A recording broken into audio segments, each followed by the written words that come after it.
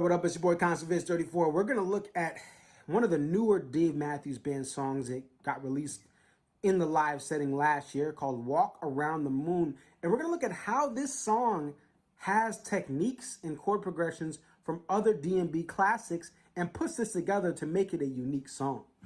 So the first part of this song has a progression of E, G, A. Right? Now, let's listen to how it sounds in the song.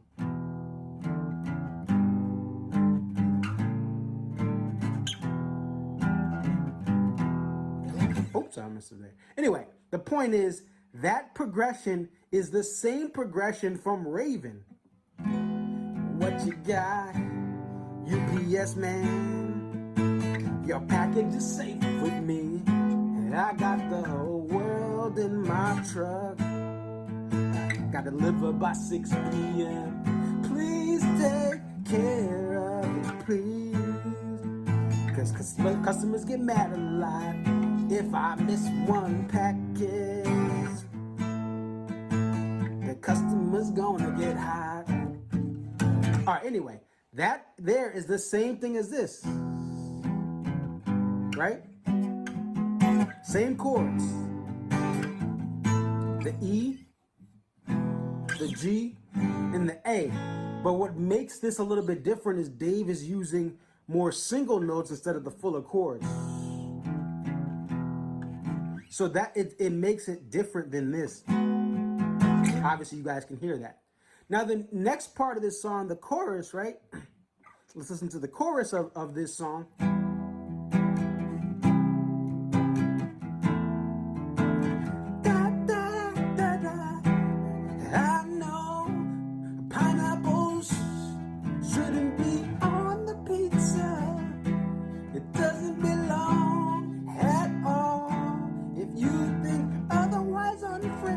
All right, that's bad singing. But the point is, those type of chords, Dave is using this open E string. I'm not touching this string. See this top string right here?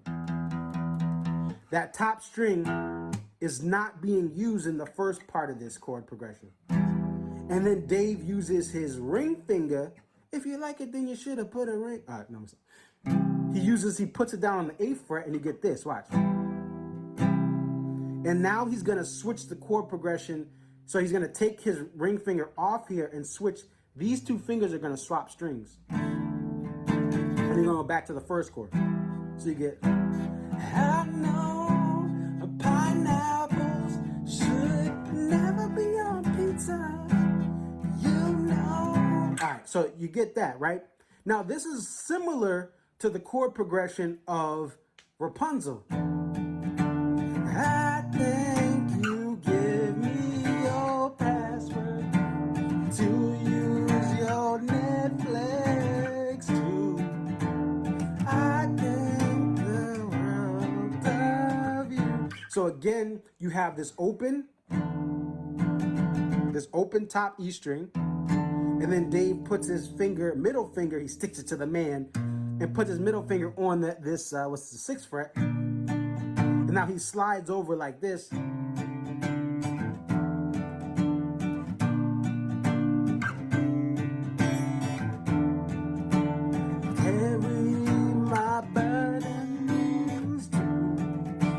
I'll fill your gas for you, with you. So you see that kind of thing.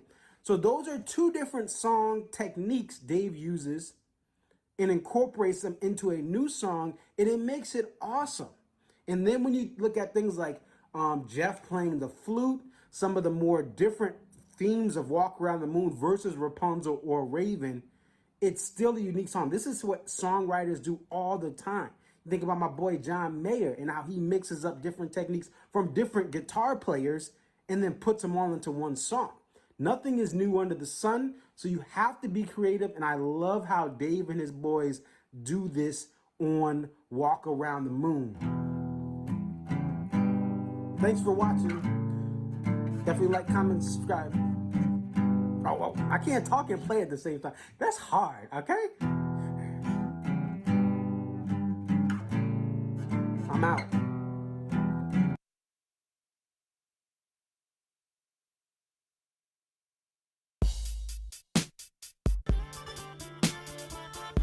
It's your boy Concert Viz 34 back at home. What up? What up? It's your boy Concert Viz 34. Yep, so your boy Concert Viz 34 coming to you here. What up? What up? It's your boy Concert Viz 34.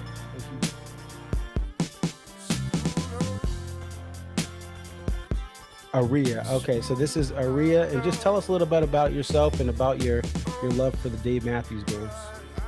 I've been a fan of the band since April 28, 1998, and if you recognize the date, that's when Before These Crowded Streets was released. Alpine is definitely a better venue than Summerfest, but we'll take it. I think I've been going to shows for about 20-something years. I always tell people, like, compare DMB to now to when I first started. And I got started, in my opinion, I feel like I got started late. Like, I was at the very end of the band's prime. I feel like that 03 to 06 was like the end of the prime. 07, 08 was like, you know, we're at the very end. And then when Roy passed. Dave really, this is the thing. Dave has put, Rashawn has been assigned the quarterback of this team. He is the coach, the play caller. He designs the jams. Dave just shows up and plays whatever he's going to play.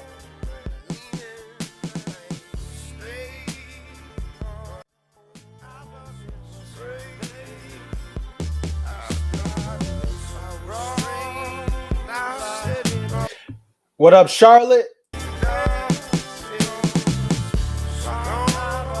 Shout out to Mecklenburg County.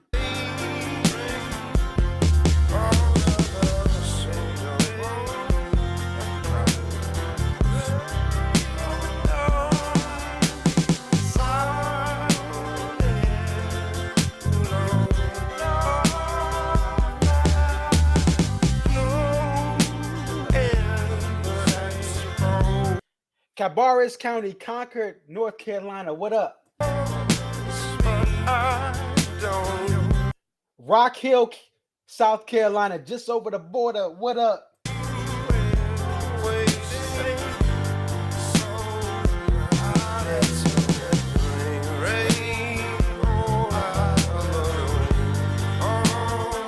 Matthews, North Carolina, just outside the city limits. What up?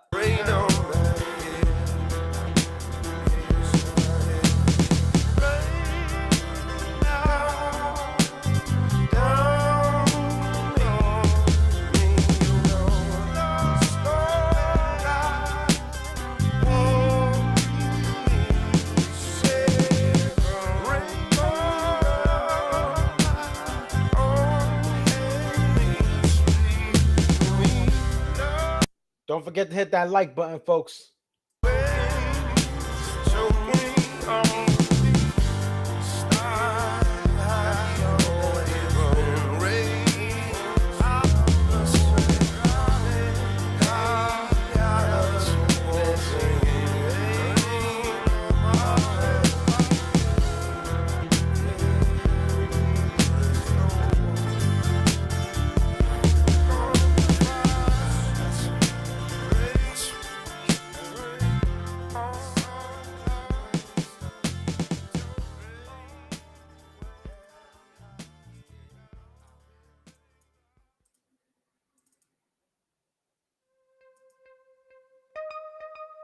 Oh, we back, folks. We got a great show for you guys tonight.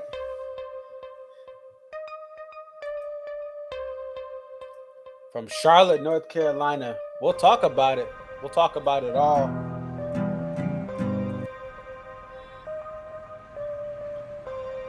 We got some guests on the way. If you want to be a guest, if you're at the show tonight, let us know. We'll drop you the link. But it's going to be a good show. It's going to be a good show.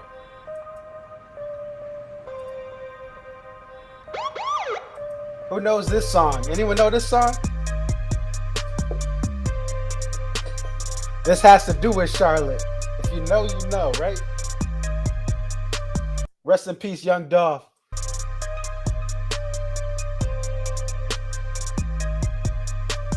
Yeah, hey, he got it. Yep. Yes, sir.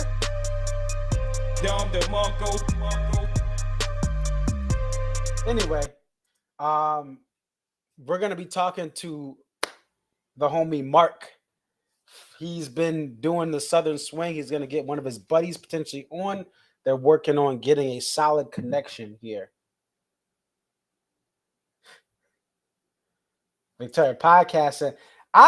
We'll have to see about that. It's a lot of work just to do this. Yep, 100 shots. John gets it. So we're going to talk about this show. And I already talked to Mark. He was like, while the show was going on. And so he's going to have some thoughts. And again, he's going to have the perspective of going to the last 3 shows and also going to opening night. Alex Brand. Yep, Memphis. Yes, sir. You know what's up. That's what's up. He knows what's going on. Alex. We'll talk about the time bomb. What's up, Mile High Dad? By the way, John, I know John is on here, John Woodbury. And we also have Shane. Jeff, thanks for coming in. Jeff is out there in Arizona. So thank you for watching out there. The state that doesn't know how to use daylight savings time, but it's okay. Let's take a look at this because I'm going to show you guys. It is crazy in Colorado. Yeah, we got Victoria from upstate New York. Thanks for checking in. And I know you were at the run at the beginning of this tour out there in Texas. So, these are my replies. I made a comment about Kendrick Lamar's album, and it went more viral than my DMB stuff. Let's go to typical times. Because, yeah, it was like 90 degrees yesterday in Colorado, and then now it's snowing. And John sent me some pictures. I can't pull it up. It's too much. This is what's going on in Colorado. It was 95 degrees or in the low to mid 90s, and this is what we got in Colorado. That's typical times, or Ron from Colorado. But without further ado, let's talk about this show, and then we'll get more updates on the guests. Now, this show, let me pull up the PowerPoint here.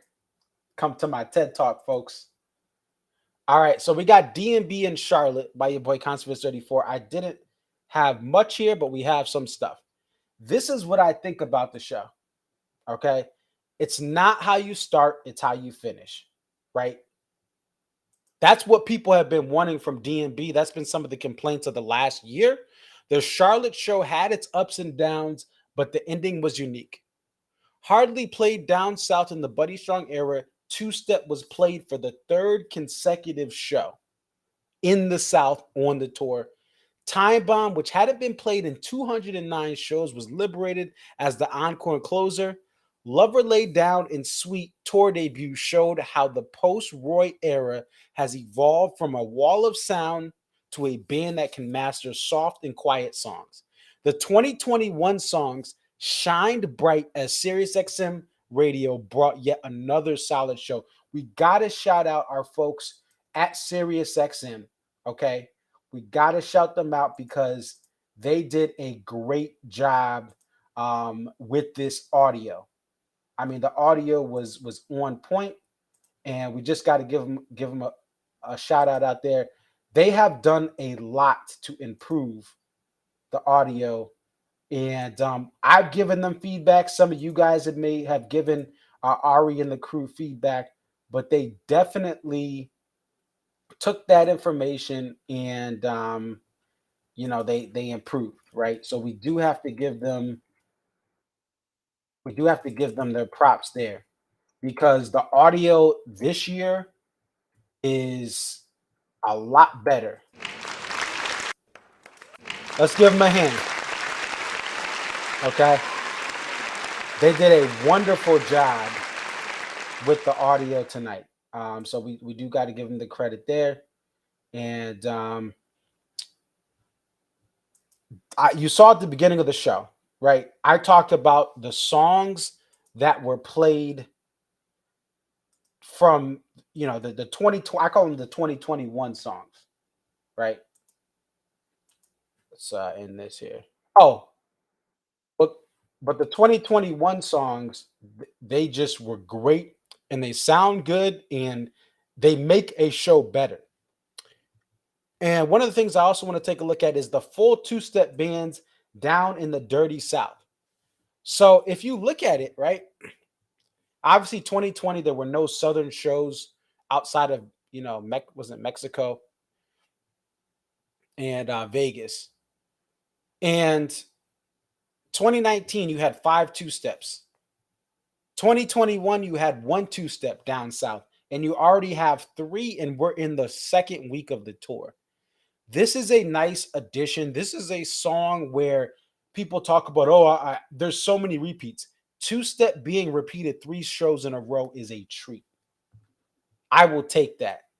Okay. I will take two-step 3 shows in a row. And that makes a set better. You know what else makes a set better? Is when you have two-step at 9 in just under 10 minutes. And I actually posted that. If you go on Twitter, one of my big things was, I don't like these 20-minute two-steps. Okay. Jeff, you're switching over to, that's your wife's handle? Are you switching over? Okay. But this is what I said. Okay. I said just under 10-minute two-steps, obviously better than long ones. Red Rocks 95 and Tonight. And there's so many other ones in the 90s. The 10-minute two-steps get to the point. Okay. And John wants it in Denver. John Woodbury wants it in Denver. I hope you guys get it. I hope you guys get it in Denver. I hope everyone gets it this year. Okay. Honestly, this is how I feel. And listen, I am into jam bands, right? I've seen a couple different Grateful Dead spinoffs, String Cheese Incident, Humphreys McGee. I just got into Fish. I've seen some other like lesser known bands like just that jam and make long, songs. I don't mind a 20-minute song from a jam band, and I don't even mind a Seek Up that gets up there. I don't mind the 30-minute number 41 once in a lifetime. That's fine. But most Dave Matthews Band songs should not be 20 minutes. They can jam, but they're not a jam band. And it's more about getting more stuff, getting more songs, right? So I love how this was a 9.5 minute two-step. I messaged Mark, who's taping this, and he told me, "Hey, yeah, it was 9 and change, right? Under 10 minutes is what it clocked in at." Oh, Jeff. Oh, yeah. There's a shout out to Jeff. He had a debate with some other people about the best two-step. Live Tracks 27. Is that the one with what's 27? I gotta look that up now. Is that the Charlottesville one? What's Live Tracks 20? Or is that, I think that's 28. I think Giant Stadium is the best. Oh, Luna Park. Oh, see, my thing though, Jeff, is you can't. There's no. The best two-step has to be in the Leroy Moore era.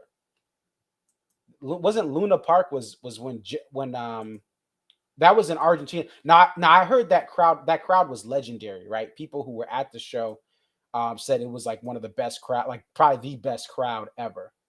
Was that Luna Park? Is that in 07? Was that at DMB?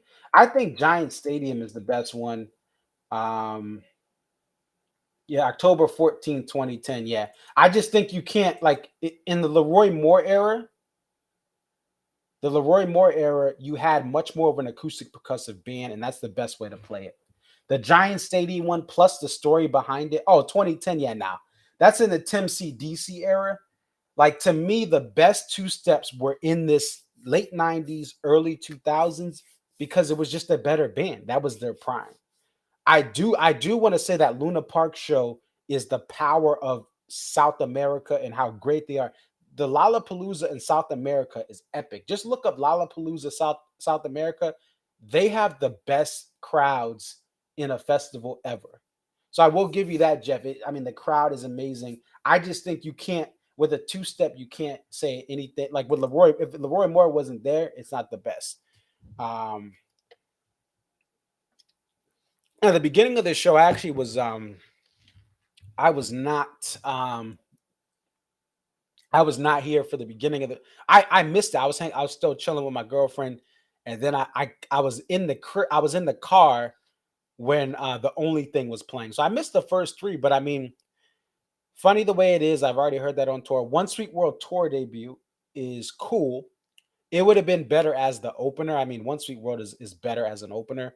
And Where Are You Going? It's been played already twice on tour.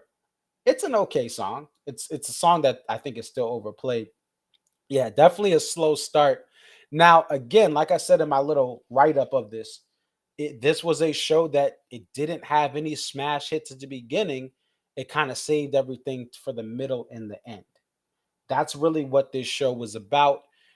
Now, again, I will talk to Mark. I don't want to give away what he thought, but I mean, he'll give his thoughts because, again, he's been to the last couple of shows. I think the other two shows the earlier this week actually had some better beginnings and better. I think you could argue they were better than this show. But I think what you have to realize though is if you heard it on Sirius XM, that even a show like this is elevated because the band sounds great. The Only Thing, Break For It, Walk Around the Moon, right? These are great sounding songs in 2022. And the Crush, I call it Waltz Around the Moon. So let's listen to this, just a little bit of a clip that I was listening to when I was from my apartment here.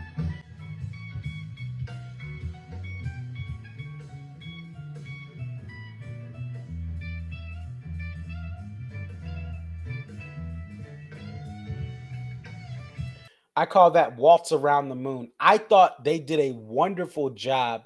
We got to give we really got to give who am I? We really have to give Rashawn credit for how he's quarterbacking these jams, because he's the one that really orchestrates this. Dave says, I'm too lazy to do this. Rashawn, draw up this play.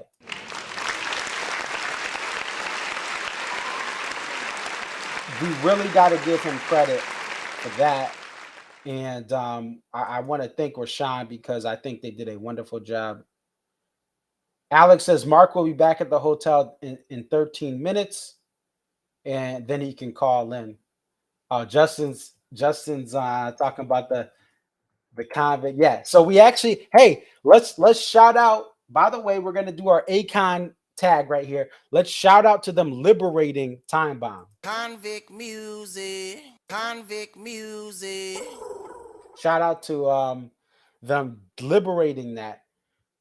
Now, the middle of this show. Here's my thing. Samurai Cop actually sounded good, but I just don't like Can't Stop, and I just don't like She, even though that's towards the end. Can't Stop, She, Samurai Cop sounded good, but it's not one of my favorites. Grace Is Gone is fine. I mean, if I had to cut Grace Is Gone, I would get rid of it, but I don't mind it. I just think I've heard it enough. I've heard Grace enough. I know she's gone. Let's move on, right? A prelude to Grace is better than Grace Is Gone, in my opinion. I love A Prelude to Grace from Live Tracks. I believe that's Live Tracks 31. Yeah, I think it's Live Tracks 31. It's A Prelude to Grace. But She, I would rather hear, and I posted this here on Twitter. Oh, this was my listen. This was my shout out to, if you know, you know, Megan Good. Listen, when I was a young lad in 1998, there was a show called Cousin Skeeter, and Megan Good was fine. And then in the 2000s, she just got finer. The unreleased songs can get it like early 2000s Megan Good. I think we can all agree on that. I love those. Now she's crazy now. I mean, listen, she had the whole divorce. I think she's too crazy now. I wouldn't. I wouldn't be. I'm gonna just say that now. Oh, here it is. So listen. I'm running. If you guys want to elect me to public office, look at this. This is what I'm saying. If you elect me for DMB president, swap out the Chili Peppers "Can't Stop" and Green Day's "She" with the DMB versions, and you would have a better show.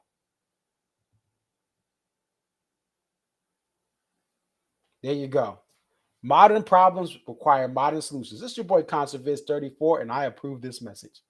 Now, again, I don't like covers, but I thought this would have been a great. Hey, I would rather hear "She" by Green Day. If you guys know the OG Green Day fans, and then "Can't Stop" by the Chili Peppers. Those are good songs. I just think the DMB versions, "Can't Stop" actually was better when it was slower. They sped it up and ruined it. So I mean, I don't know. I don't know. I just I don't know about those. I'm focused, young man. Hope, you heard? Young Hope, there we go. You got the tag there. Unfollow. He says unfollow. She is awesome. No, but the thing about "She" is just a wannabe grunge song. I love Soundgarden. I love Alice in Chains. I like a little bit of Nirvana. I think Nirvana's a little overrated, but I think they were a generational talent. I like some Pearl Jam. There's some Pearl Jam I love. There's some Pearl Jam I'm like, huh? But I love the best of Pearl Jam is amazing, right? Present Tense. Some other songs, right? But I just think she like Dave Matthews Band shouldn't be like, they didn't mask, like there's some things they cover very well. Like Crush is an amazing soulful like amazing piano jazz piano bar type thing. But she just, the lyrics are trash.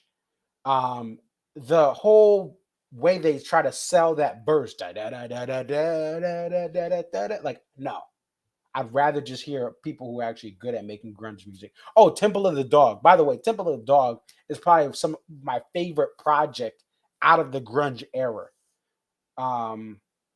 So again, I love grunge music. I love alternative rock. I don't like "She." Stick to what you know. The crazy thing is, again, I like Break Free. Break Free and Break For It, even though they have that baritone guitar, it just sounds better. It sounds better than a "She." I think it should go in the trash. The other thing too is when we look at, rest in peace Chris Cornell. The anniversary was a couple of days ago. By the way, my first concert was Linkin Park and Chris Cornell Project Revolution tour in 2008. And Chris Cornell's birthday, it was July 20th, 2008. They gave him a birthday cake on stage. He was singing "Crawling" with Linkin Park. Probably one of the best versions of "Crawling" I've ever heard in my life. Yeah, rest in peace to Chester Bennington, who passed away on Chris's birthday. So Chris had passed away in May of 5 years ago. I believe it was 5 years ago. And then on 7/20 of that same year, Chester passed away. And again, Linkin Park, before I listened, Linkin Park was a pivotal part of my life. My life was not horrible or bad, but that music made me feel like I belonged. I found like this is what I want to do. This is what I want to listen to. And Hybrid Theory, 2001, it came out in 2000, but 01, Hybrid Theory changed my life. Oh, Aaron, there's a remix. Aaron Lewis, by the way, Aaron Lewis, he grew up in Springfield or Longmeadow, Mass, just outside of Springfield. East Longmeadow or Longmeadow. And one of my coworkers, Aaron Lewis, came to his elementary school or middle school and sang like it's been a while. Like it was pretty dope. Like Aaron Lewis is actually a local product here. I'm about 30 minutes from Springfield. So and like I used to go to camp in Springfield. So Aaron Lewis is actually a local. He has a wonderful voice. I have not seen Stain live. I've not seen him solo live, but one of these days, if the stars align, I will. So oh, while we're waiting for while we're waiting for while we're waiting for our guests to come on, let's talk about this poster. Now, I had a bunch of jokes. I had a bunch of jokes for this poster. Where is I got so many. Where is this? Where's the poster post? Give me 1 second. Let me know what you guys thought about the poster. Oh, here it is right here. So we're going to pull it up here. Now, I had a couple of jokes. If you guys are on Instagram, you guys saw that. So we have, let's see. We got a chick riding a owl because, listen, gas is so expensive right now that, listen, ladies are just trying to find a way to get around inexpensive. And here we go, right? She rises. The owl is looking like, bruh, is this chick really on my back like this? Like, humans are crazy. The moon's looking like the moon's trying to slide into the DMs of this chick. So if you guys saw my Instagram story, I had a couple of jokes here. So I said, the owl. I said, owl. I hope to get flown out, and she about to curve me to hang with the moon. Like, this is wild. This is crazy.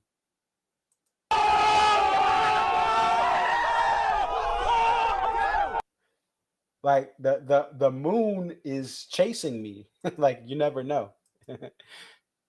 And so that was one of them. And then the other thing I thought is, listen, this chick was just trying to misuse the owl's loving wings to get to the moon, right? And it happens sometimes. It is what it is, right? You fly a chick out and they end up hanging out with someone else. Just kidding. I'm joking. I'm joking. Just playing. But this is an interesting poster. And I didn't think it was I didn't hate it.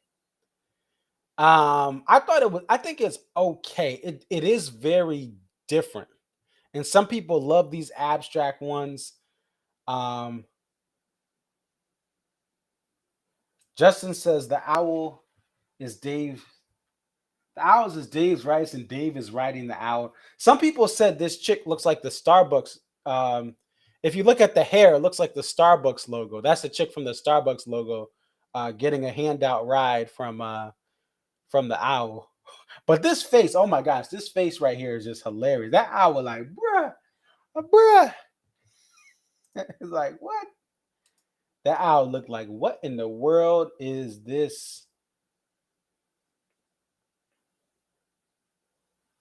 Is this young lady doing on my back? Like, why don't she just pay the $5 a gallon and stop being cheap? And I don't know. It's interesting. And you got those butterflies over there, like the butterfly just randomly up there. So definitely an interesting setup. So Heinz and Jen, they got a comment here. If we were there, we would have bought it. Jen says she wouldn't have. Oh, so Heinz would have. Heinz and Jen. Heinz would have bought it, but Jen wouldn't have. Let's get to the best part of the show. Time Bomb. I love Time Bomb coming back here, and it is a song. Now listen, Bring Back Butterfly. I got two butterflies from about 5 years ago. They played it. You just got to come to Hartford. They played Butterfly. What is it? Let's see. I think they played it in Was it personal stats?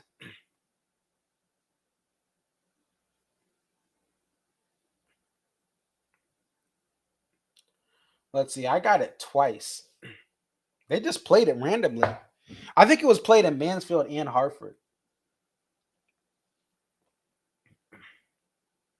Collaborative, True Reflections. Let's see.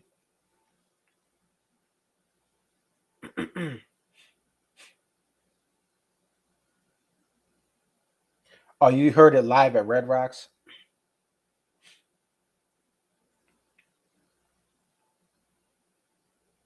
Non-album.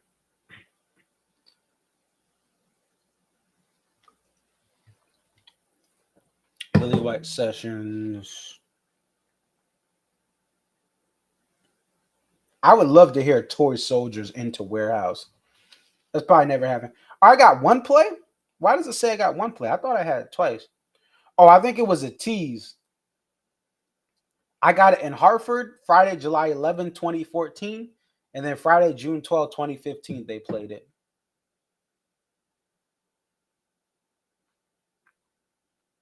Okay, so let's talk about Time Bomb. What do you guys think about Time Bomb? It seems like some of you guys are favorable. I just think it's an epic song. I think it's a great encore song. The way it builds up, if Martians fell from the sky, what would that do to God? You know, no one would believe us except the bleeping nut jobs. Like, I love Time Bomb, but I also started going to shows 10 years ago. I know some of you guys got it a lot in the big whiskey era of this band, but I only got it like once or twice in 2012-ish. Jeff thinks it's the best song in the catalog. Interesting. I think it's just there's a lot of big whiskey I don't like live. Like I don't like Seven live. It was cool the first couple times. I don't like a lot of stuff live, but I love like I think Time Bomb sounds great. Like the big whiskey is like a tale of two types of songs. You have your Lie in the Hands of God, Dive In, right? And your you have your Beach Balls, right? And on the Little Red Bird EP, whatever, you know. But then you have your Sevens and Shaking Like a Monkeys. And even Why I Am, I liked Why I Am tonight, but I don't like it's not one of my favorites. But I think they've done it, they've been playing it very well this tour.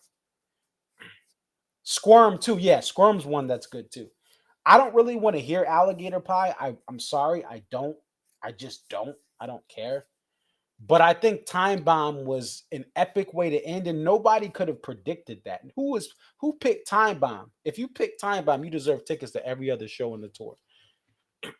Like if you pick that to close out, it was a great epic song. It has a build up, and there was in over the winter, I did a breakdown of Time Bomb and how the dynamics change from one to another.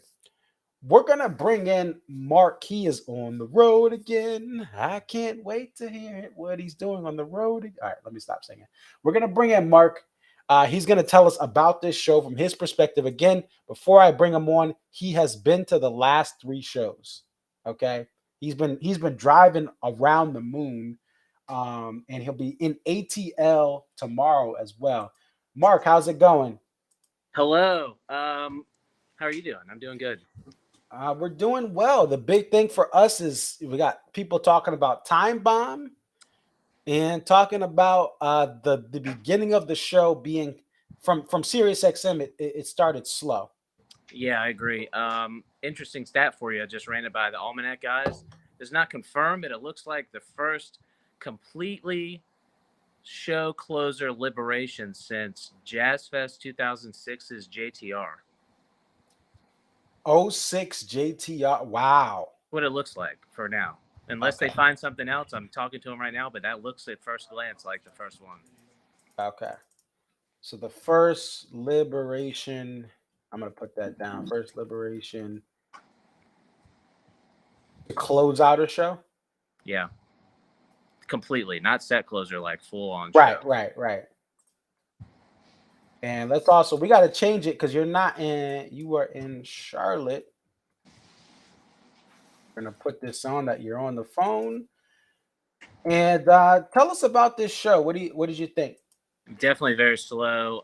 Ranks near probably one of the bottom D&B shows for me. It just didn't get going energy wise.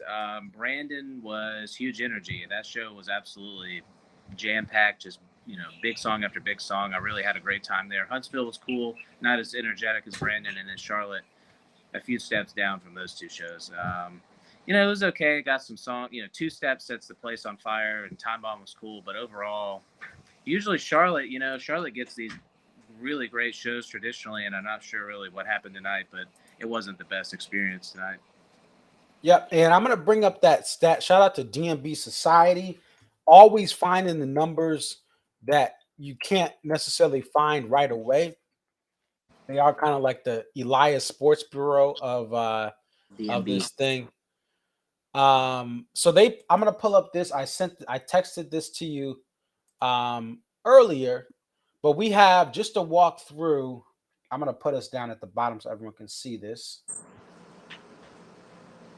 So just to walk through this, guys, we have a couple of liberations. 2006, Pay for What You Get's played in Charlotte. 2009, Blue Water has been was liberated. 2010, Minarets and Some Devils was liberated. 2013, Kit Kat Jam. And in 2021, If Only and When the World Ends, which actually those don't matter really. So let's just forget 2021. Who cares? That was still a great show though. Okay. Sweet Up and Down that year. That was a good one. Yeah. If Only's trash. When the World Ends is okay. If Only is great for a movie. It's for the rom-com. They should have sold those rights to a rom-com. That's funny. Especially with all these Netflix movies coming out. But other than it's a great studio track, it just to me it falls flat live. It's like when you go on when you're talking to someone, you're trying to date whatever, and then you're like you meet him in person, you're like, wow, that's yikes. Funny. All right, Hey, let me stop. Go ahead. Yeah. No, go ahead. Finish up. No, I digress. Some of the people in your chat were telling me you brought up LP a minute ago. I saw the Project Revolution tour, the same one you saw in Hartford, here in Charlotte with LP and Cornell. I mean, that was really a hell of a show. Yeah, that was a great. Now you probably didn't have Busta Rhymes, did you? What month was that? Busta was only the first few shows of the tour. Yeah, he got kicked. Yeah, they had some sort of argument, but he came to Hartford, and I was like, I'm glad he stayed until then. A couple shows later, he was off. So he got dropped from his record label. So the rumor at the time was he and Shinoda got in some sort of beef, but that ended up not being true. Shinoda posted that he saw that rumor on the LPU and blah blah blah. But Busta's label all of a sudden dropped him out of nowhere, which is just crazy. Right after the tour started, so at least you got to see him though. Yeah, that was a real great show. All right, so yeah, let's continue to talk about DMB. So other thing I was saying on the SiriusXM mix, they have been 2 for 2 on these mixes. I mean, John talked to us last Friday, and it sounded better to me than it did to him there. What did you think of the mix in person? Charlotte usually has a phenomenal mix. In fact, the tape from last year might be the best I've ever done. And tonight, for some reason, in person, it was not a great mix. I set up at FOH, the soundboard area, to record. I went down in the pit to watch the show. The pit was just abnormally off sounding, and it kind of reminded me of Huntsville. It was kind of off. And then up at FOH, when I was going back up there for the encore, it didn't really have much of a punch. So I don't know. It just seemed like everything in Charlotte was just a little bit off tonight. That's interesting. And I think at least it sounds like if you're sitting in the mid pavilion or up, from what you said and what other people are saying, it's like the sound is better in the mid pavilion. I mean, to me, I've always preferred that sound there, but it sounds like there's some issues with the floor. Yeah, the last couple of shows. Not sure what's been going on. Brandon was just phenomenal sound, and that reflects really well in the audience recordings that we made. But since then, I don't know if Huntsville was because of a new venue. I really don't know what the deal is with Charlotte, but we've got Lakewood tomorrow in Atlanta, the infamous Lakewood, so we'll see how that goes. aka Lake Hood, right? Because it's out there. Yeah. It's out there in the rough part of the ATL, which I've been in that area. Right. Zach is And laughing at me from across the road. He's when I get done with you, Zach will call in separately because I got to hit the road, but he'll call in and okay. give me some thoughts too. Okay. Does he? Because what's the best way? Should I put the link in? What's the best way to send him the link? Do you have him on Facebook, or you can text me the link and I can give it to him? Yeah, that's what I'll do. I'll send you the link. Yeah. Yeah. Let me actually do that while. You can do it right now, and we can keep talking, and then I'll send it to him in a minute. Now, Lover Lay Down. What was that like? What was the crowd like when that popped up? Did you see the set list? We just saw it like 2 minutes ago. Nope. They dropped Space Between for Lover. It's not on Almanac yet, I guess. I saw it on the Facebook group for either Couch Tour or D&B 2022. The only two changes were Space Between got dropped for Lover, and I saw that happen live. It looked like Craig handed Dave a guitar. Dave handed it right back to Craig, and then picked up a different guitar, and Lover came out. And so then in the encore, that got changed too. It was originally Time Bomb into YM, and then they played it as YM into Time Bomb. Oh, so Time Bomb was supposed to be first. Yeah. That was a good. I mean, those are great moves. And listen, the stuff we've seen them cut, or for my Taking Back Sunday fans, cute without the E. I love what I'm seeing them not do, because we complain, we're like, bro, a one song encore Watchtower. Oh, Cornbread and Samurai Cop. Good job. Like there's an adult in the room for these set list changes. There's an adult in the room, and I'm loving that. You love to see that, because the space between, listen, beautiful song. I don't need to hear it. I don't need to hear it again. All right. Yeah. I'll hear it in the movie, right? Again, great movie track. Right. Don't need to hear it live. So that's awesome. So breaking news, Space Between was not played, even though it was on the set list. Time Bomb, supposed to be the E1. They moved it to the E2. YIM was the E1 instead of the encore closer. Dancing Nancy's into Warehouse. Are you getting tired of these songs? Third straight show, I think it is. I just feel like they, it's like I told you last time, they just get in this groove where they're so comfortable with a certain group of songs, and they'll just sometimes, I don't want to be too critical, but they just hammer them to death, and they just fall into this comfort zone where I feel like they could change things up. Like I saw Nancy's into Stay, and Nancy's gone into all sorts of stuff. It'd be cool to see it go into something different. I mean, it seems like every time we're seeing a show this tour, and the tour just started, that literally Nancy's or Warehouse or both are at all of them. Yeah, it's interesting. Now, what I'll say though is we have a no-hitter going on for the DMB community. There has been no Bayou, right? There's been no Bayou. There's a perfect game to me right now. Right. I was very sure that was coming when the She guitar came out. I was like, that's going to be because it's going to be the set closer. And no, it was She, which was, that's one thing. So I will take Warehouse and Nancy's 3 shows in a row, 4 shows in a row, outside of Bayou, which has the worst chorus, the worst verses. The only part of that song that should be played is the outro jam. In the outro jam, it should be like a Louisiana Bayou outro. The reprise outro jam, and that's it. Yeah, I'm sorry, guys. Bayou is just it's a waste of 3 minutes. Yeah, Buddy makes it great, but it's the outro. Right. The outro is everything. Oh yeah. Everything else, the verses, no, we don't need it. Yeah. So we're doing good in that regard. Yeah. So let's hope we're in the bottom of the 6th inning, right? There's 6 shows and we haven't gotten it. We're hoping we can go 9 innings here. That's right. And we don't need to call out the closer, call the setup man. We don't need them. We're going 9 innings, no bye. That'd be awesome. We're gonna track that down. What did you think of Sweet made his tour debut? Pretty popular opinion, probably, that this version of Sweet's the best version they have, and it didn't sound like it was too long or you're drug out too long. I like this version of Sweet. I think it's good. It's a good song.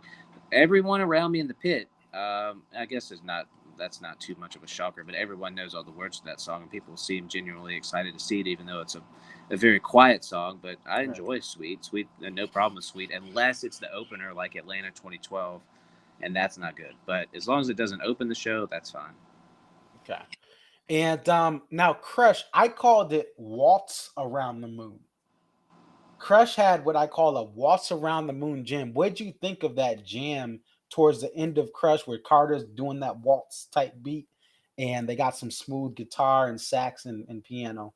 Yeah, it's good. I mean, Crush is also played to death, but the outro of that song is phenomenal every time. I mean, really gets the place going. I like seeing that. It's good.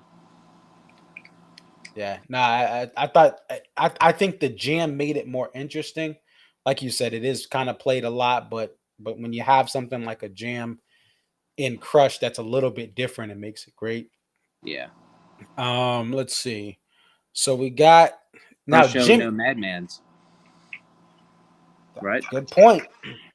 Good point. No Madman's Eyes. They have The Only Thing makes its third appearance of the tour, and that means I believe we're getting up to the point where it's been played equally. Oh, we have one more play.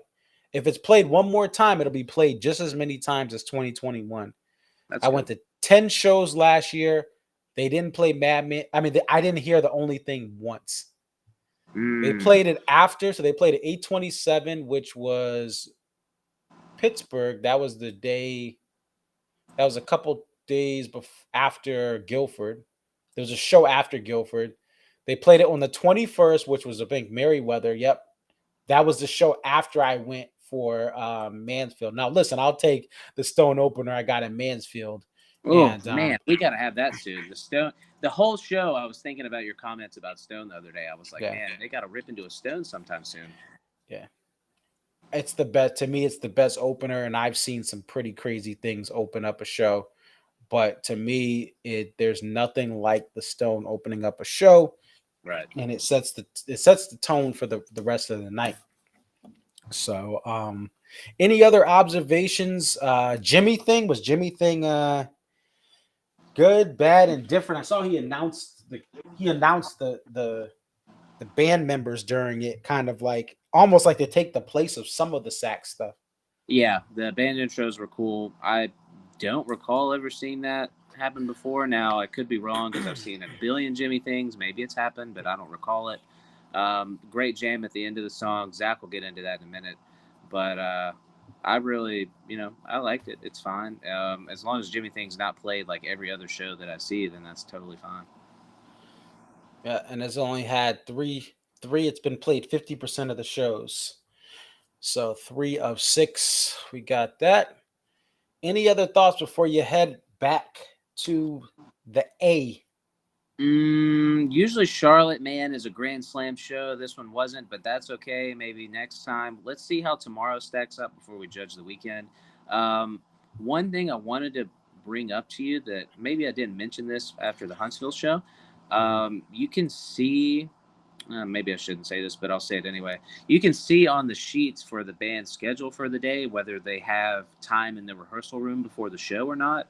And so it will say, doors, when the band arrives, if there's a rehearsal room, what time, and then the set time. So those are like the general times just for the crew and the band. And Huntsville's was in all caps, no rehearsal room for the band that day. And I was wondering, is that because it was a back-to-back show of Brandon 2 in a row? Well, then I looked again today, and for Charlotte, they had a rehearsal room before the show backstage. And then, tomorrow will be the tell-all. So if there's not one tomorrow, then maybe when they do 2 shows in a row, they're not doing them every show. Or, we'll have to see what the deal is. But I just thought that was interesting. They did one today, though. Now, where are you able to find that?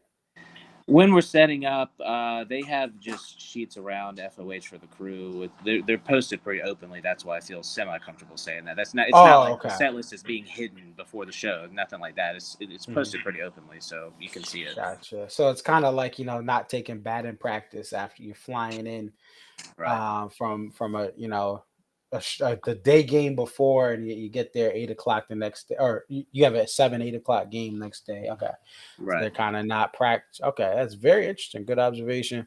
All right, well, hey, thank you for being on, Mark. We'll try to check back in with you If Absolutely. you want to pass that link over to your friend, if he can't get in, right? Yeah, he'll get in. It's Kermit the Frog, Zach. So I'm Oh, sure. Kermit. Oh yeah, okay. Yeah, just That's have him. him message me on here on the chat. But, Okay, I'll do it literally all right now. So anyway, good talking to you. I'll catch up to you. Tomorrow's gonna be the same thing. So Charlotte is just notorious. It's like Mansfield getting out of there, and we had no service getting out. Lakewood's probably gonna be the same thing. You may want to go live a little bit later, but we'll see. Okay. I'll let you know. All right. Thank you so much. You have a wonderful night. Yep, you too. Bye. All right. Oh, Kermit the Frog just messaged me on Discord. All right, let's get him the link. Don't switch. Oh, I don't want to put that. I don't want to put our Discord on here. All right, let's see.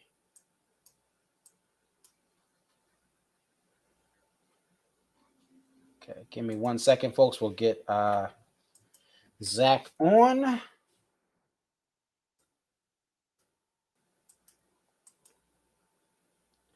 When does Warehouse get a break? I don't know. I don't know. I mean, they play. It's a song that's gotten high plays in general. So, I mean, look at it. Now, back in the day, Dave was playing it almost obviously every day. But for only 2 weeks, it's got a lot of plays. But Warehouse is a song that's played a lot. If we zoom out here, 2011 again was a shortened year, the Caravan year. 2010 had a little bit less of it. 2015 had a lot of them. Right? 2004 had a lot of them. Yeah, but that's a good question. I don't know. So Jeff, if you guys don't know, Jeff was in Mexico, Dave and Tim, Mexico. So that's the best version of it. Interesting. Oh yeah, they had the guest in with Warehouse. Yep. That's awesome. That's cool that you got to go out there to Mexico. I love Dave and Tim. I love them acoustically, and it is just, to me, it's what I love about Dave Matthews is when you're just hearing his guitar and Tim complementing it. All right, so we have our next guest on. Let's just set up everything before we get him on. But another taper, please thank your tapers. Buy them a drink, fill up their gas tank. Okay, I know it's expensive, but we need to support our tapers here in the community. All right, so we're gonna bring on Zach, aka, if you guys have been in the chat, this is Kermit the Frog in the chat for the last couple of months here. He's been a great addition to our conversations. How's it going, Zach? Hey, are we all good? Are we here? Can you hear me well? Yep, I can hear you. You're live on the air. Awesome. How's it going, Marcus? Glad we were able to finally do this. I know it's been a long time coming. Yeah, we definitely appreciate you coming on. We're doing well. One of the big things we were talking about here from SiriusXM side, the last 2 Friday nights have been the best experience. I don't know what they did. I talked to Ari last week, but on the stream, but whatever they did, it's working. And arguably, from what we're hearing from people like Mark, the sound sounds better on SiriusXM than it does in the venue. How was the sound tonight from where you were sitting?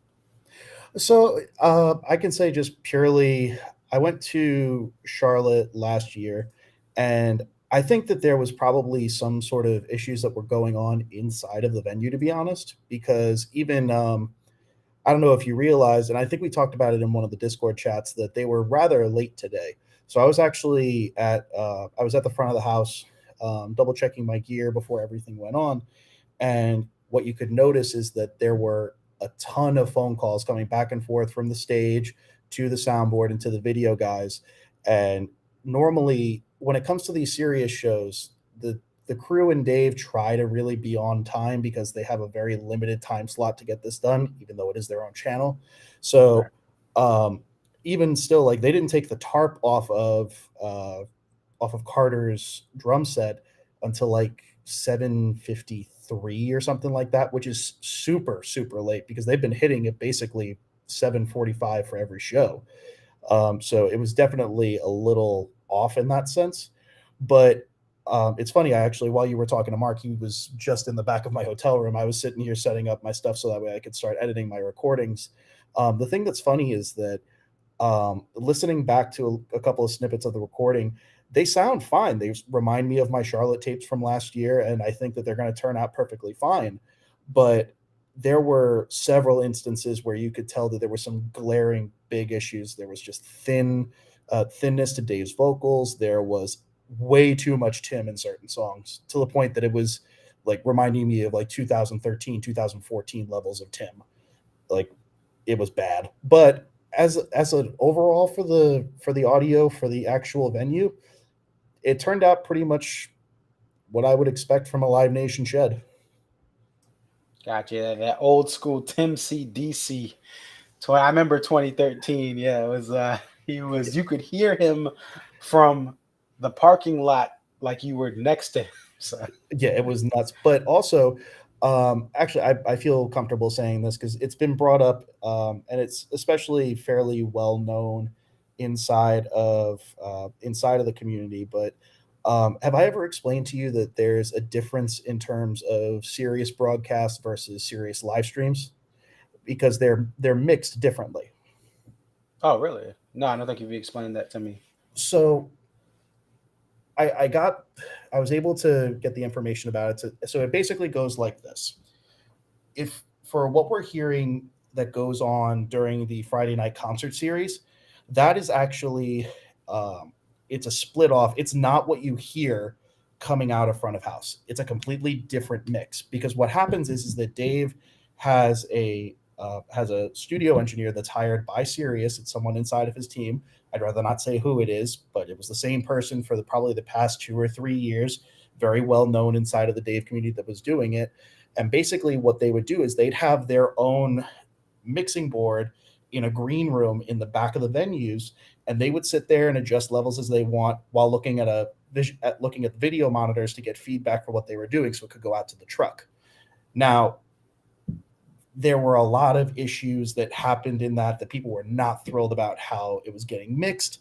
That's partially because the person that was doing it is not someone I'd look at as a live engineer. They're mostly known for their studio work. Okay. Right. And the difference is that when we get, the occasional, like if they're not playing on a Friday, we get those archival releases. Yeah. Those actually are not front of board mixes. Like, those are not the ones that are going out either. What that is actually it's sent off into a studio to be professionally mixed. So they take the stems that Joe Lawler gets in the Pro Tools rig in the back, and they fully mix that as though it is a live album. That's essentially what the difference is in those. So that's why you traditionally get a lot better mixes from those archival releases, because they put a lot more time and effort into that. And even, and I feel comfortable saying this in the sense that live mixing, and especially on the scale of mixing a band as diverse sonically as Dave Matthews, is not an easy task. Even the current front of house engineer for Dave has been doing it now for, at least almost more than a decade. And there are even times where he says, tonight was just not my night. I couldn't get certain things right. He didn't like the way it sounds. And, you take your lumps and you move on from that. But I have noticed a larger increase in the quality of these true live streams that Sirius is putting out. And I'm wondering if there's something in the background that may have changed that. But it's a welcome change of pace, because I know that you guys especially love those Sirius streams, and we all appreciate them. So ultimately, if it sounds better, I'm more than happy with it. Right. And I know like DMB doesn't really have the skill sets in their crew go before they even have the permanent Sirius deal, or even like the Come Tomorrow trial period. Away from the World, I believe, had a trial period. They don't have the crew of like an Humphreys McGee or somebody who's getting these through to Nugs almost every night. They have the crew, right? I when I think of DMB, I think of the releases they have for live tracks you can tell they're doing that studio work. They're editing it, they're modifying it, they're overdubbing. Like they have Boyd go back in for Chicago and redo his solo. I think of DMB as that like band that gives you a live release after they put the makeup on it. Right. And I don't necessarily think that a lot of these like serious archival streams have been overdubbed or anything like that. Uh, the and I can speak purely to Humphreys McGee because I've actually worked with the Humphreys crew quite well. They're really great guys, some of the best in the industry, and they've been doing this for a lot longer than a lot of people. And I will say that have they have got their pipeline perfectly tuned in for getting those nug releases to the point that it's almost comical how quickly their front of house and archival engineers are able to turn those over. And also, like, not to be not a comparison in that sense, but like Fish has a different team that does it. You know, because they also have like full productions, like especially for like the MSG run, they have to have a full, you know, video and sound production that's not only just for putting up onto the monitors, they have to have it so that way it's up for the webcast and it's properly mixed so that way people can hear it on Nugs and Live Fish. So it's I don't necessarily agree in the sense of them being, you know, better or worse. It's just different tooling. Because I mean, even still, like Dave has never been one to release a lot of official live material every year. And we've definitely gotten spoiled with the serious shows because now, I mean, we were used to be getting, we were lucky if we get one live tracks a tour. Now we're essentially getting live soundboard feed quality audio sent at least 5-6 times a summer, if not more. I think that even last year with all of the serious streams, we probably got up to at least a dozen. But still, like that's a lot. And it's different ways of looking at it. Not saying that one's better than the other, it's just how you approach that. And like I said, the Humphreys guys, God bless them, they don't sleep. They're some of the hardest working people in music, but they absolutely have got everything down to a T with making sure that those nug releases get put up within 3 or 4 hours of a show ending. Right. No, they've been really good. And even I've purchased some of those shows I've been to here in Connecticut, and it's like, oh wow, it's already it's already ready to go. So it's real cool. So this show, tell us about what you think of the show overall. It's very similar to echoing Mark's sentiments. Charlotte has always gotten really, really, really solid shows. I think that Dave really likes playing that venue, and usually it's an earlier part of the tour. And he really enjoys kind of letting loose in there. This was one of the most, I don't want to call it low energy, but it was just this show took way too long to get any punch to it. I mean, frankly, if when we look at the set list right here, if you had chopped the first 10 songs off and just played Lover Lay Down through with the like exception of She or something like that, that's a fantastic show. And I would be all on board with that. Those first 10 shows, the band just kept on stuttering. There was no real sense of tempo. I mean, there was even instances where the band almost felt like it literally forgot how to play certain songs. Where was it? It was in parts of like Granny and So Damn Lucky that Carter was missing cues. And like Dave is notorious for forgetting lyrics, even though he has a goddamn teleprompter in front of him. Right. But even with that, it felt like it just felt like nobody was able to get that right tempo or move forward with those first 10 songs.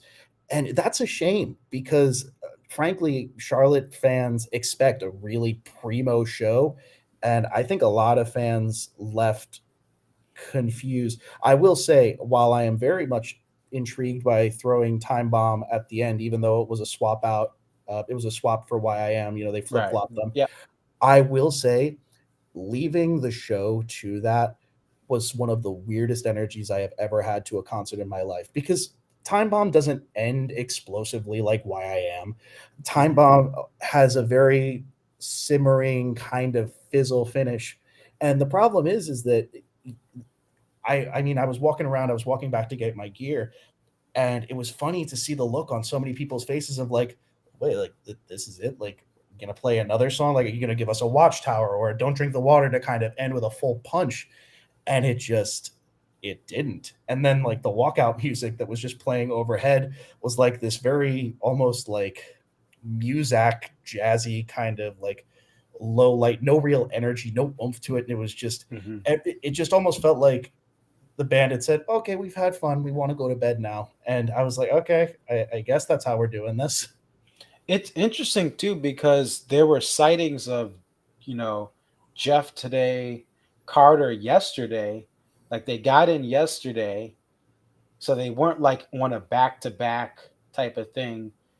So you would have thought that that extra time would have given them just an ability to feel comfortable in Charlotte, relax yesterday, just recover, and then come back at it tonight and put on a great show. So it is pretty odd that they seem to be off now. They're human. This is a band that's touring a lot. There's a lot of different things just with the 19, the C19, and some of the concerns. So it definitely is pretty odd. I will say Time Bomb, I liked it. Jeff in the comments liked it. It's interesting to hear you and Mark from the show kind of have a like, whoa, this was a weird show. And me passively listening on Sirius XM and saying, well, you know, the show, was it the best show? No. But I like the sound of some of this stuff, the new songs. So it's interesting to hear that kind of how different it sounds from you and Mark and how it sounds from just some of us. There's a lot of people in the chat that are saying, hey, yeah, you know, this wasn't a good show. I wouldn't have paid for it. But like me and Jeff were like, hey, Time Bomb as a liberation at the end. That's awesome. No, and to be clear, and I think that you and I, which is part of the reason why I enjoy your stream and why I enjoy chatting with you, is that one of the things that the DMB fandom is so well known for is the sheer polarity of which they look at shows.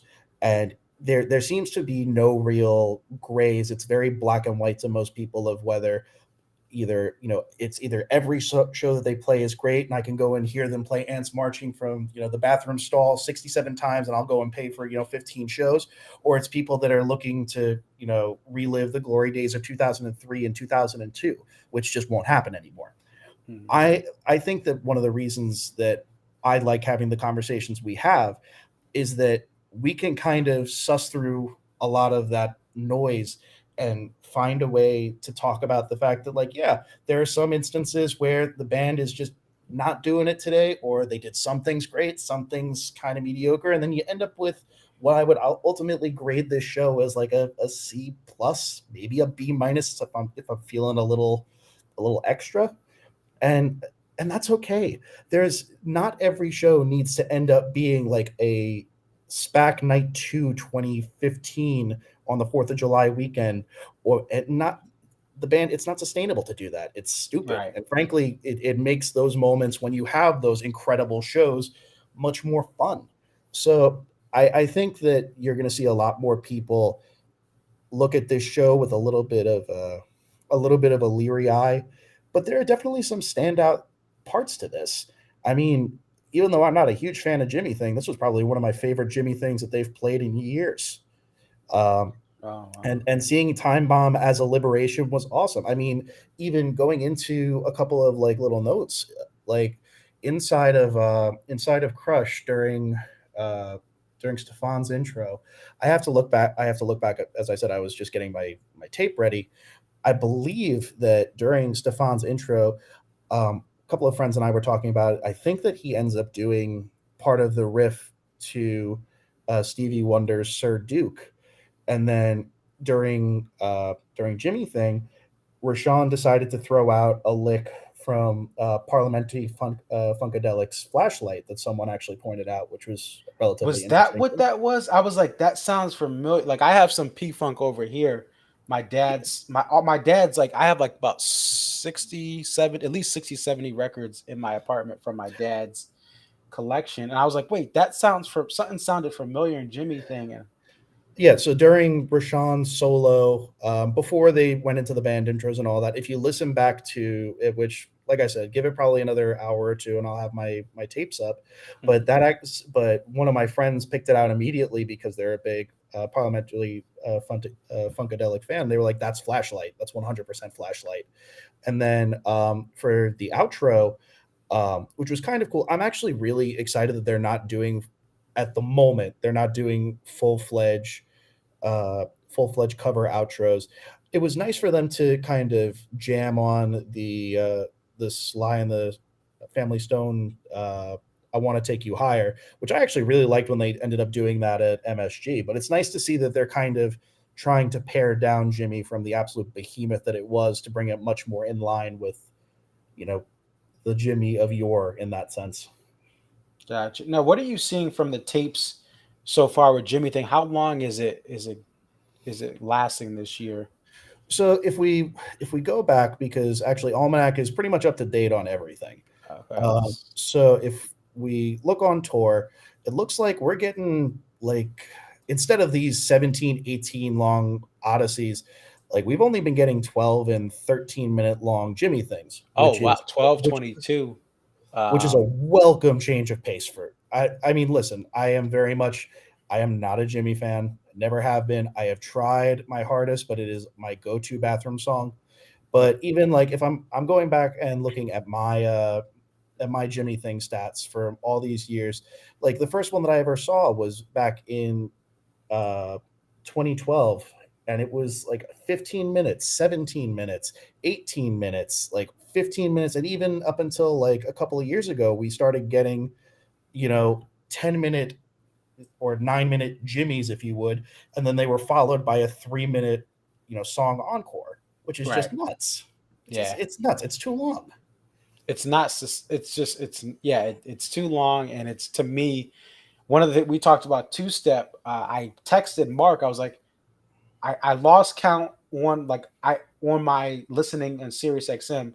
How long was that two step? What did it clock in? He said like 9 minutes and change. And we were talking at the beginning of the show. Well, I was like, listen, the Red Rocks version, some of the other versions from the 90s and 2000s, those are the best versions because they're they can't jam like a true jam band for 20 minutes on some of these songs. You have to rap. Even if there was a jam band playing one of some of these songs, it would be that 8-minute song that you hear a Fish play or an Humphreys play, and before then after they're like 15-minute songs. Like I just think, like, I love Jimmy thing being shorter. We have a 13-minute one from 2 nights ago. One of the tour debut was 13, and then the other one was, I think it was 11. Let's see, what do we have there? Yeah, I think it was only 22 and then like 13 minutes. But even like kind of going back Oh, to your 12, point, 12 minutes. going back to even the two-step stuff, I found it very interesting because one of my favorite go-to two-step versions is from Summerfest 2012. It was on that Warehouse Summer Tour 2012 sampler, and it's this monstrous behemoth of like a 25-minute long two-step, and it is still arguably one of my favorites that I listen to fairly regularly. But I mean, we've also talked before on here on the fact that Carter's wrists are all screwed up with his arthritis, even though he's doing better and has claimed that he's getting a lot better. I mean, as someone that has had family who deals with RA and all that kind of stuff, it's only staving it off. Arthritis just keeps on going. It's just how Right. you manage it and how you manage with the pain and all that other stuff. But, having which is still very much, as a quick aside, I still don't understand how they can still manage to have Carter plow through, 18 to 20-minute long C-cups, for half the damn tour openers. I still don't get that. Right. But then again, C-cup isn't necessarily as hard on his wrists. But I digress. Going back to that two-step, the biggest thing about that is that it has so much breathing room for these big sweeping drum solos and Tim solos. And like, it's a gorgeous version, but I don't want to call these two steps that we've been getting for the past 3 nights truncated, because there is still like those jam outs, but it's very clear that it is okay. We're going to give you like a 16 or a 16 bar solo or a 20 bar solo, and then we're going to go straight into the outro. It's very much trimming that fat off the end of Jimmy Yep. thing.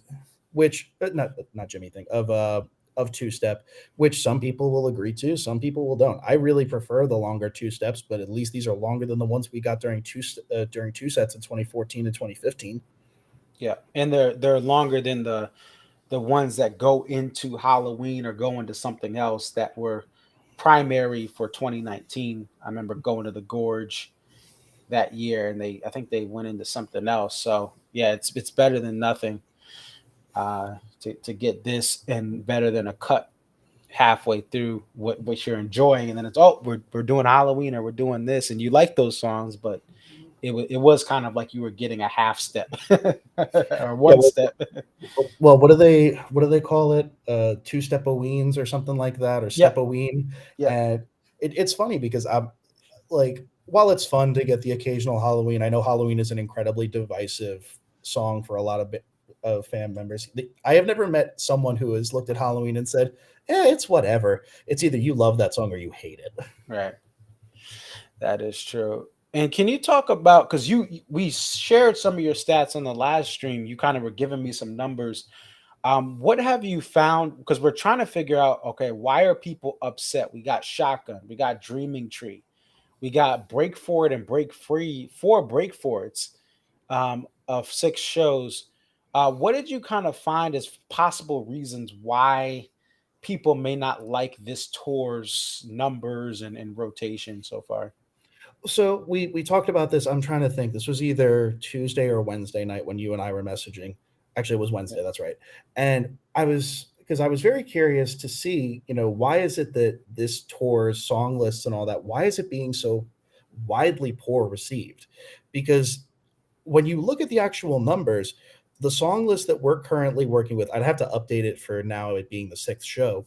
We're actually working with a much more diverse song list than we did from at least 2021.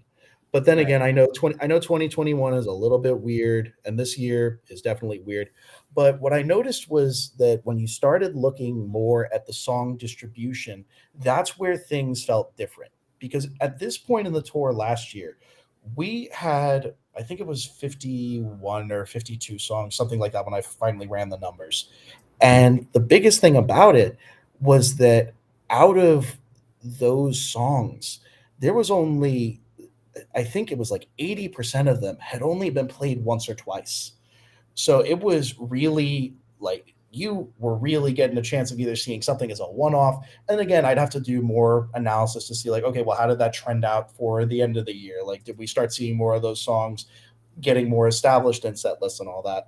I think the problem that you're seeing is that you have a lot of these shows that are, instead of like giving us a sprinkling of, like 4 or 5 tour debuts this early in the tour, which is pretty common, you're getting like barely 1, 2, the occasional Liberation, and then you're getting a slot of like 15 to 16 songs that were either played one show ago or 2 shows ago that you've probably heard and seen a handful of times this tour already. So I think that while it can appear as though the songs are stagnant, it's actually not as stagnant as you would think. This is pretty on par, if not a little bit better of a spot for where Dave normally is, which is crazy to me. Right. And I'm looking at even Jacksonville 2019. This is the second night of the tour. You have 1, 2, 3, 4, 5, 6, 7, 8, 9, 10, 11, 12, 13, 14, 15, 16 tour debuts. And you only have 1, 2, 3, 4, 5 repeats from the night before. And if we look at this past second show was the Woodlands, right? Well, I guess it's kind of the same, but I think if we look further into it, because we have 1, 2, 3, 4, 5, 6, 7, 8, 9, 10, 11, 12, 13. Yeah, I think it's really the third. Let's see if we can look at the third shows, because that's really what it is. The first 2 shows you're going to have different sets. Yeah, we'll have to look further into that behind the scenes, but yeah, I think that's what it is. Is you're not getting as many tour debuts in show 4 and show 5 as you were getting in previous tours, and they kind of are sticking with certain songs. And it really, I kind of, not jokingly, but I said this is the preseason. Every year they kind of test out down south certain things, and then they come to, my first show was 10 years ago on the 25th of May, so it'll be coming up a couple of days. Right before that, they were testing all this stuff down south. End of May, they just tore up Hartford. No, and I get what you mean in that sense. And definitely, I have liked the way that you've looked at it and analyzed it in the sense of like some warm up stuff. And frankly, I think that we're going to put that to the test once this weekend is over, because effectively tomorrow is the end of preseason. And then you have 3 back-to-back 2-night stands, which it's one thing for there to be a handful of repeats when each venue is a one-night stop that's hundreds of miles away from the other. There's a very small subset of us that drive and fly to all these shows, but more than I'd say probably 80% of that venue at any point is probably just people that are like, oh, Dave's in town at my local venue again. Let's go and do it. You're not seeing a lot of people go and travel for shows nowadays. There's a very vocal minority, but it's Right. mostly locals that are purchasing this, and that's backed up by Polestar sales and all that stuff. And like you can see that if if you know someone that works in the record industry and they get access to all those ticket purchasing stats and say, okay, where are these people located? And it wouldn't surprise me if it was 80, maybe even 85% of people that show up to any Dave shop show, probably with the only exception being the Gorge, live within a 40-mile radius of the venue. I'll be generous and say 50. Right. And I think what's interesting is you have a lot of the prime generation. Most of these people are my superiors at the jobs I've worked. Hartford used to have 3 shows. So people who are my boss are 5, 10 years older than me most times, right? Mhm. They were going to those shows in multiple jobs. Oh, Dave, man, I used to go. One of my coworkers, he was one of those people he was in college or high school, and he went on like 7 different shows down south in the late 90s, right? Mhm. Those people, I talk to them at work and they have families. Some of them are trying to, they have goals outside of music, so they're trying to be in get rental properties or coach a sport, and a lot of that base has been long gone. So, Right. and it seems like I started in 2012. There's a lot of people that started around my time that are now saying, "Hey, I got the job, I got these promotions, I can afford to go to." Like me last year, I went to 10 shows. I couldn't do that in 2012. I just got a degree and was trying to, barely making, enough money to really afford anything. So there's a minority of people that are flying, but most people are the casual fan, the, "Hey, I wanna have the photo op. Hey, we're bored. We've been pent up with the pandemic. Let's really buy it." And I really started to notice that around 2016, that you had a lot of people that may have not even ever seen Dave. They were older than me. I remember people, I'm thinking, "Oh, they're probably like veterans, right? They probably been going since '95," but they're like, "Oh no, this is date night." Right, and there's nothing necessarily wrong with that. I mean, the casuals are the people that make sure that the band and the crew are able to eat at night. Right. Diehards are great, and we show up to all the shows. But if they can't sell the casual person who is looking for something to do on a Friday or Saturday night, or God forbid a Tuesday in the middle of Mississippi, um, like that's the show's not going to do anything. Even though nobody went to a show on Tuesday in Mississippi, which is another thing that we'll go and deal with for the next 2 years, trying to figure out how the heck that happened. Right. But even with all of that, the life cycle of the band it's in a weird flux right now, and we've talked a lot about how, and this is my honest opinion, is that I think that we are in the final stages of DMB as a regular touring full thing. Again, Dave will play until he will literally die on stage. I'm pretty much convinced he'll end up pulling a Colonel Bruce Hampton, but seeing the whole band uh, seeing the whole band continue to perform for probably the next 10 years, unless there's some major changes to either health or personnel or where the fan base is, because even still the numbers are fine, but it's getting harder and harder for people to afford to go to concerts. It's getting harder for people to get the time to go to concerts, and Right. the base of people to go and see Dave, like you said, is starting to dwindle. You're starting to see a little bit more of like a younger crowd show up because they were the ones that got hooked on either Away from the World or Big Whiskey or Come Tomorrow. If about, I don't know, 6 people bought that record that weren't trying to get tickets. But the but I did actually, I was looking and seeing some of these comments, specifically talking about whether or not you would consider this tour similar to an album tour. And that's actually, I think that that's a really interesting thought to bring up, because we've been talking a lot how this album it's coming down to the wire. It will come out this year, but do I necessarily think that it would be considered an album tour, like something that you would see from the year that like Come Tomorrow came out, or when like Away from the World came out in 2012, or even like all the Big Whiskey shows when they played everywhere and their uncle? I don't necessarily view it as that. I think that this is very much a tour where there may or may not truly be an album that comes out at the end of it. So you think there's going to be an album by end of year?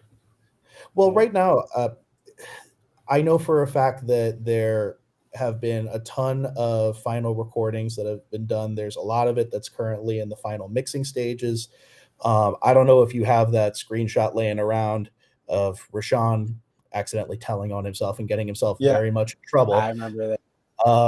But no, there is no doubt in my mind, and I can't exactly say why, but there will be an album by the end of this year, or at least at minimum, we will get an album announcement.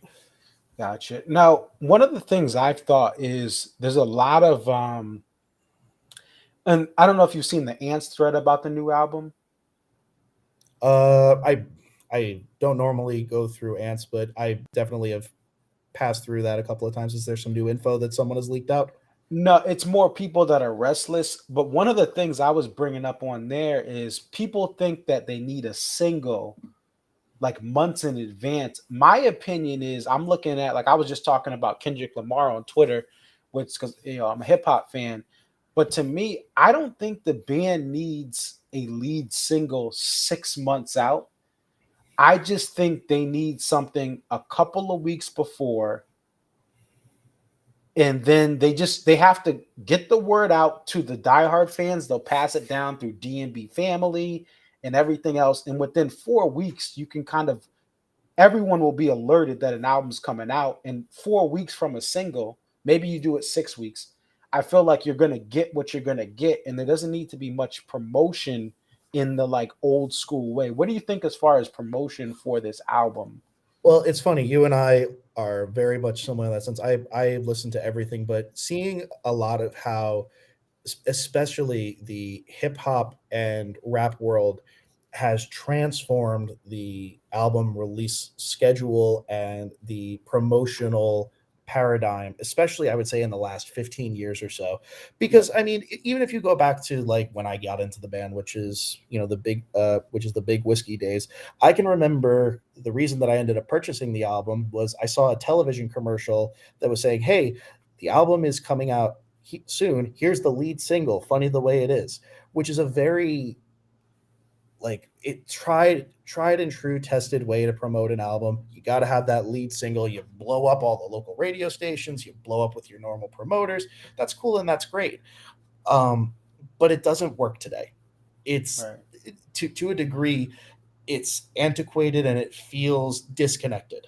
I think that one of the great things that you've seen with the likes of like spontaneous releases by Beyonce, by Kendrick Lamar, and all of that is that you are watching these artists that basically keep themselves locked up for the most part. I mean, even when Beyonce dropped Lemonade, like there was nothing known about it. There were small rumblings if you like went into certain hip hop forums, some pop forums, like, oh, like maybe there's something. Maybe someone posted something on Instagram that got picked up by one of the local pop blogs, but she was silent, quiet.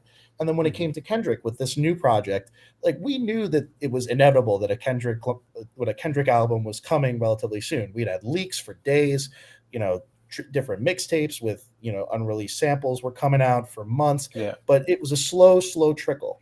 And what ended up happening, we ended up getting a launch date for a double album, which no one saw coming. And it was like within 2 weeks. You don't have to sit there and build up a lead single that's played at every show or blasted on the airwaves for like 2 months.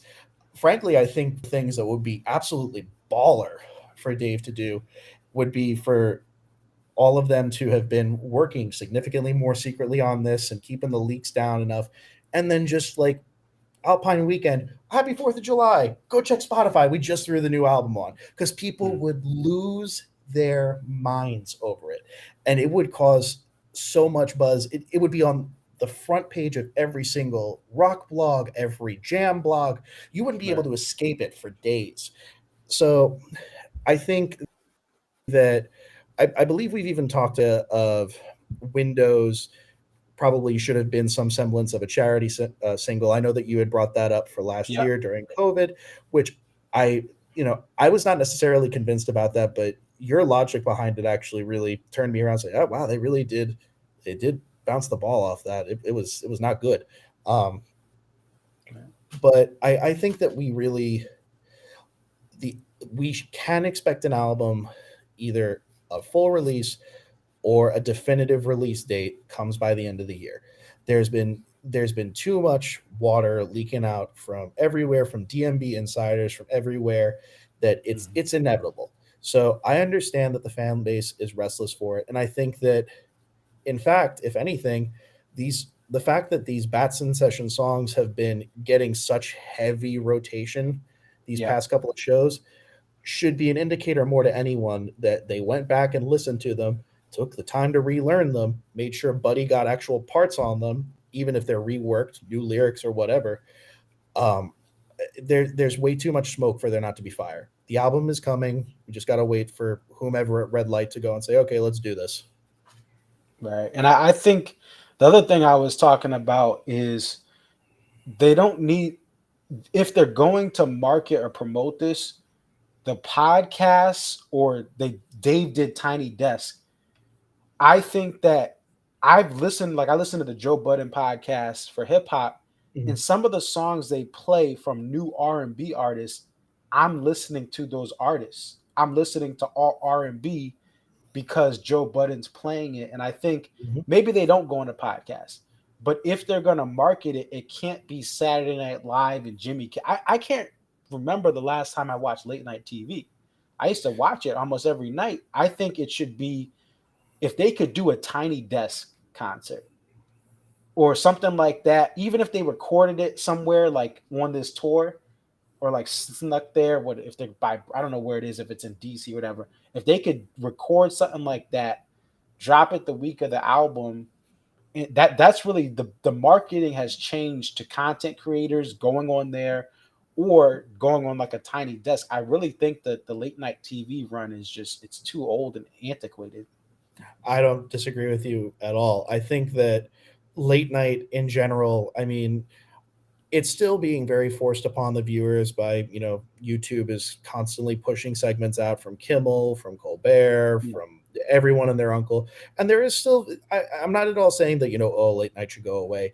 It has its place, 100%. But I don't think that in your logic, in a promotional bang for buck thing, is there prestige to going on the Late Show and all that? Like when Letterman was still doing it, is there still that prestige to be like, I played Letterman, I played SNL? Of course there is.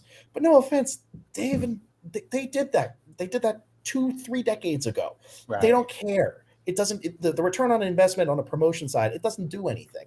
Hell, if anything, probably some of the smartest thing that they did with this series thing was when Dave ended up doing a sit down with Stern. And I mean, I don't think Dave interviews well. I think that he's not that great when it comes to public speaking and putting him in front of a stage. But even still, like that Stern interview was frankly a lot better than I thought it was going to be, and it generated a lot of buzz.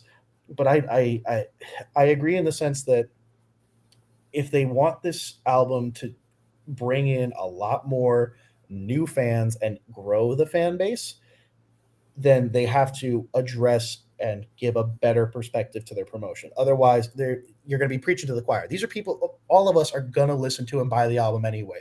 Right. It's a guaranteed sale. That's not what they want. They want to Right. be able to build people up that say, "Ooh, I really love this. I want to buy the rest of the back catalog. I want to do this. I want to go to more shows," because they already know they've got our money. Yeah. And I'll end on this, but I think Greg in the post says Madman's Eyes.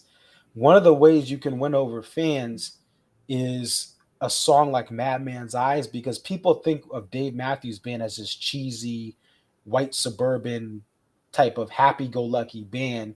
And my biggest moment with this band, the turning point, was my first show 10 years ago. They opened with The Stone. I had heard The Stone, but hearing that live, even with Tim CDC turned up, that changed my mindset on what this band could do, is having that dark, heavy song that shifts into a little bit of a happier ending, and then it goes dark right at the dead end. But I think a dark song like Madman's Eyes could really get some of the rock bass and even just fans who think D&B is this cupcake, happy-go-lucky band. It's the John Mayer effect. And we've definitely talked about this before. Everyone sits there and says, "Oh God, you're going to go and see John Mayer. What he's going to play Your Body is a Wonderland a million times." When frankly, that is not why you go to a John Mayer show. You go to a John Mayer show to see a world-class blues guitarist absolutely burn down wherever he plays. And unfortunately, I know the public at large has really looked at DMB with a cursory glance and just sees them for Crash Into Me or maybe Crush, if that. But and it's a huge disservice to the band, because I would argue to say that in terms of impact, you've got to give Crash Into Me and Ants Marching like the 1 and 2 spot for putting the band on the map. But I don't think that those songs touch the top 25 or top 30 songs in their full-fledged catalog, which I know is a very I know it's not a popular take, but I think it's the truth. It's musically and how intricate it is.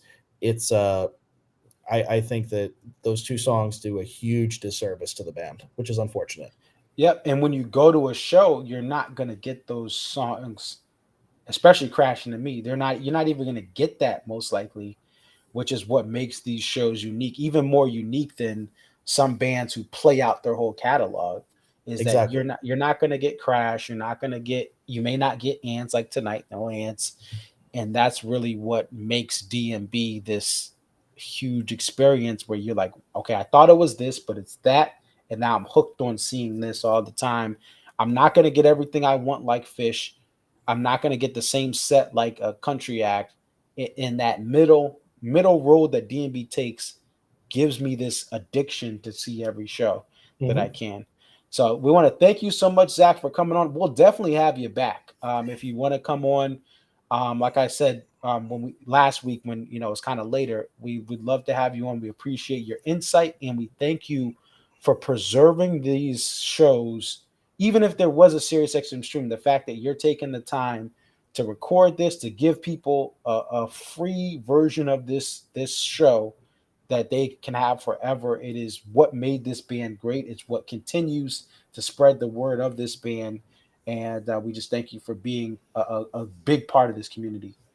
Well, I really appreciate you, Marcus. I appreciate everybody here and the time for tonight. Like I said, I'm always happy to give back to the fan base, and I'd be more than happy to come back on and talk shop, because frankly, this was one of the most fun times I've had in a while. So thank you so much. Awesome. Well, hey, get back to work. Get the audio ready. All right, I got this. I'm gonna get going. All right. Have a good night. You too. Take care. Bye. Take care. All right. So we want to thank Zach, aka Kermit the Prog, for coming on. The riff, yeah, I mean, the riff was I've heard it. Some of you guys have heard. I think most people have, but some may have not, because it didn't make.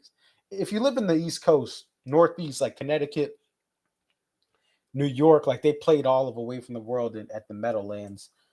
But the riff is a beautiful song. I'm not fully team Away from the World. I just think the riff and Broken Things should be played heavily. Snow Outside. Every time I think of Away from the World, though, I say I'm not a fan of the full album, and then I pick out like 6 songs I like. But I do not like If Only. I do not like Mercy. Gaucho is hit or miss. When I was pumped up the couple nights ago, Gaucho was feeling great.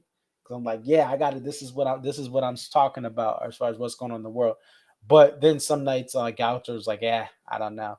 But I think that Away from the World is a great representation of this very in-depth, introspective of who am I, right? And I think it's a great album.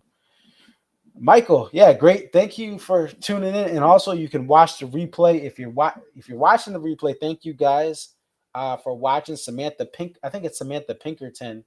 Amy, I don't know Amy from Iowa. If you're watching this, we hope you're well in Iowa. Everyone else who has to put the kids to sleep, or you're asleep because you have kids, or you're asleep because, listen, we all get older and it's 12:57 Eastern. Thank you guys for supporting. Hit the like button, subscribe, share the videos to your friends, DMB friends, non-DMB friends. But thank you guys for the support. This is going to be the show for tonight. We'll be back again. Stay tuned because the show tomorrow may start earlier. I was supposed to get on at 10:45, but the show started late. The encore ended at this time. I had to get ready. So stay tuned for tomorrow. Twitter will always have my information when I go live. Twitter at ConcertViz34. You can subscribe to that. If you don't have Twitter, just do it to subscribe to me. You don't need to see everything else in Twitter. But this is my live video right here. So it's live. I'm live. See, and you just follow this handle, ConcertViz34. Right there.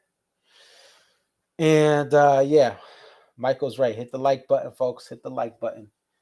All right. So we are going to end this stream. We'll end with Walk Around the Moon here. We'll end with it. Just the ending part of Walk Around the Moon. I am in love with this song right now. I don't know what it is, man. It's just I've always liked this song, but I'm really digging Walk Around the Moon. So we'll end with this and then call it a night. Again, it's your boy ConcertViz34. I am out. Thank you guys for watching. Again, follow me on Twitter at ConcertViz34. Peace.